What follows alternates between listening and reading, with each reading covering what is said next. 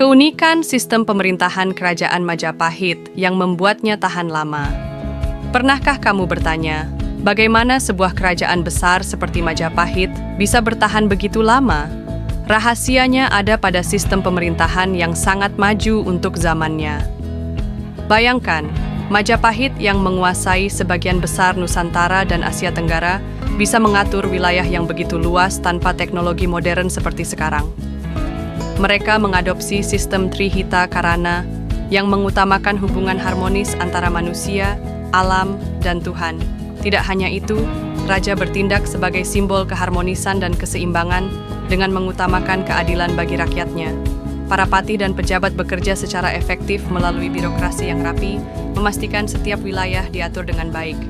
Namun, ada satu elemen yang sering terlupakan, peran perempuan yang memiliki kedudukan strategis dalam kebijakan politik.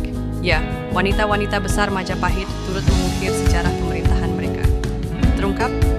Ya, sistem pemerintahan Majapahit bukan sekadar soal kekuasaan, tapi tentang keseimbangan yang menakjubkan.